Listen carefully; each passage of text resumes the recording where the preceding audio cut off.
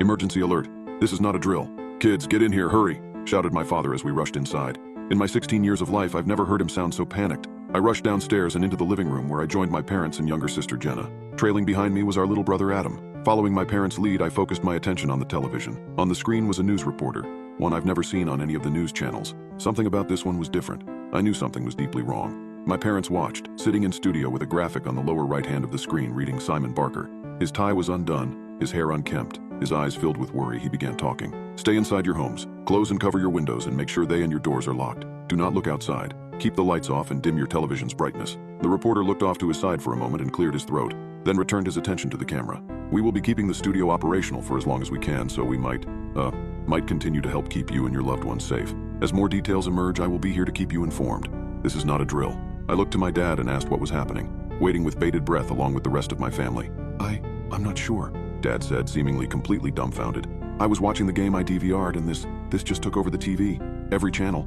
I must have missed what the problem is. Look on your phone, see if you can find anything out. Mine's on the charger upstairs." I looked at my phone. No bars. And with the Wi-Fi still down, it was now little more than a paperweight. Jenna and I informed our dad as much, and he finally broke his gaze from the TV and stood up. "Well, you heard the man. Let's lock up. Kids, check all your windows. Make sure your lights are off. Check the bathroom, honey. You get our room. I'll get the TV and down here. Everything should be off in the basement, but I'll run down and check." He took my mom's hand. I nodded to my dad as I went upstairs. The fear on his and my mom's faces sent a chill up my spine. Not knowing what was going on didn't help either. I went to my room and turned off the TV and the light, leaving only the glow of my Alexa, which I unplugged just to be safe. I heard the closet door open and went into the hallway to help my mom, who was pulling linens and blankets from the closet. While my mom brought her portion of the bedding downstairs, I got to work covering the windows in all the rooms upstairs under the illumination of my phone's flashlight. My heart thumped in my ears, nearly overtaking my ability to hear Simon Barker on the news, to which I was listening for any new information. I ran out of blankets and sheets in my parents' room, which left the bathroom windows uncovered. "Ah!" A yelp from my mom sounded from downstairs, and I rushed down to see what was going on. In the kitchen, my mom stood with her back against the wall, her hands over her mouth, staring across the room at the ground floor's last uncovered window. In the living room, Jenna and Adam sat together, cowering on the couch, my sister's arm around the youngest member of our family. Outside, screams rang out. "Mom!" I said, just as my dad burst through the basement door. "What's wrong?" he yelled out, looking around. My mom didn't say anything, didn't move, just took shaky breaths with her eyes fixed on the window. Dad rushed over, stepping on the blanket my mom had dropped, and looked out the window in all the directions it allowed him to see. "What? Honey, what? What is it? What's out there?" She didn't say anything. She simply stood there like a frightened statue, frozen in place by the fear of whatever she saw outside that kitchen window. "Dad, put the blanket on," I said, feeling the anxiety rise in my chest. My mom's current state all but confirmed that there was something out there, something that we didn't want seeing us, or that we didn't want to see. The lack of any real information crippled our ability to do anything proactive beyond what Simon Barker on the news told us to. As my dad fixed the blanket to hang over the last remaining window in the kitchen, I heard Jenna yell from the living room. While I ran to check on her, my dad initially followed but stopped where I'd just been standing, not wanting to leave my mom as she stood there trembling. Jenna was standing in the corner of the living room as far away as she could be from the windows that lined the face of our house, with Adam behind her keeping him safe from whatever she'd seen. "What? What's going on? What did you see?" I asked.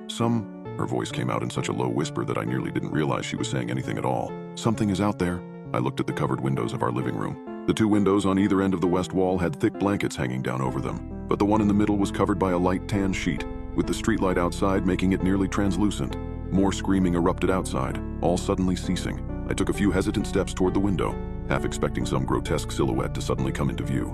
I reached out a trembling hand, intent on pulling the sheet aside and seeing for myself what the women of our household had seen. I took a glance behind me at my horrified sister and our little brother, then even farther back at the kitchen where my dad was trying to talk to my apparently catatonic mother. My eyes drifted absently past the television, but as they did, I realized something that made me stop in my tracks: Simon Barker. This news reporter I'd never seen, but that was apparently a member of the team at our local small-town news station, sat behind the news desk, his brown hair a tangled mess, his tie gone, the top buttons of his shirt undone, with a clock over his right shoulder that read 11:27. His voice was thick with anxiety, and he stumbled over his words at certain times through his grave warning. The missteps were the same every time the loop played over. The clearing of his throat saying, "Keep twice the I, please stay." All these imperfections in his delivery happened each time his short spiel played over. But it wasn't playing over and over. Simon Barker sat behind the news desk, saying the same short speech, and for some reason he was, apparently intentionally, making the same mistakes each time he repeated it. I stood and listened to him repeat it in full 2 more times, and the second time, when clearing his throat and turning his head back after looking off to the side as he did every time, the skin under his eyes began to droop. "We will be keeping the studio operational for as long as we can." His cheeks began to sag. "Dad?" I called into the kitchen. "Mom, so we might, might continue to help keep you and your loved ones safe. Simon Barker's eyeballs sunk deep into their sockets, so far in that only the white, red-veined undersides of them were barely visible. "What the F?" my dad said from behind me, his eyes glued to the horror on our TV. As more details, emerge, will be hard to key you and fall. Barker's tongue hung out of his mouth as a deluge of blood poured out over and around it. My sister sat on the couch behind us in silence, tears streaming down her face. Adam was curled up next to her, sobbing. Outside, the screaming stopped. The top left side of Simon Barker's skull collapsed, leaving a concave depression the size of a cantaloupe. His teeth began flowing out of his mouth amidst the blood like kayakers rushing down a river. Blood poured from his eye sockets, his nose, his ears. Jesus Christ. My dad was in a kind of trance. I looked past him and saw my mom standing in the kitchen, in the same spot she'd been since she saw whatever she saw outside, her hands still cupped over her mouth. My attention was pulled back to the TV when the sound of rustling came through its speakers. On the screen, a man's torso was visible, his head above the top of the frame. He gripped the deformed, deconstructed Simon Barker by the shoulders and yanked him off the chair. The man unbuttoned the front of his suit jacket and pressed the sides down, and in all of a second I realized he was wearing the same suit and tie as Barker. But then he sat down, and I realized he was Simon Barker. This Simon's hair was carefully coiffed, his suit pressed, tie carefully fixed in a Van Wijk knot. He pulled the blue pocket square from the front breast pocket of his jacket and wiped his hands, then tossed it to the side, presumably onto the corpse of him. He then looked into the camera and the side of his mouth curled ever so slightly into a smirk. "My apologies," he said. "He wasn't supposed to fall apart so fast. I do wish I could have spared you from seeing that. Nasty stuff." I looked at my dad, but his terrified expression made me look back to the TV. "Whew," Barker continued. "I made a mess outside. Sorry about your wife, your mom. I must have given her quite a fright. That's why I told you to put the blankets up. I would recommend not looking outside for a while. I'm sure the police will clean up the bodies, but it is remarkably difficult to wash blood off of concrete. Let it fade a little. Or don't. That's up to you. Just know it was all necessary. But anyways, congratulations are in order. I had to put a lot of effort into tonight's search. So many people didn't take my advice, which made it much more difficult to skulk around and find what I needed. But you can't stop the future. And lucky for you, the future lies with that lovely lady in your house. I know she saw me. Good eye, that one. I'll be back someday. And on that day, the real work starts. She will join the rest, and then we will really be cooking with gas. Be well, I'll be seeing you all very soon." The four of us in the living room were frozen in place. Simon Barker stared at the camera, expressionless. "My apologies. He wasn't supposed to fall apart so fast." Simon began this monologue over again, but then deteriorated even quicker than his predecessor, eventually collapsing from the chair. After about 30 seconds, the TV went black for a moment, and then came back to life with the baseball game my dad had been watching when this all started. "Check on your brother and sister," my dad said as he rushed back to the kitchen.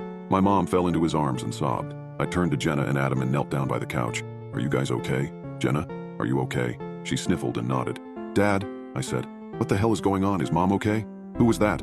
Our parents walked into the living room, my dad's arm around my mom. He said, I don't know what the hell this was." Did he mean Mom or Jenna?"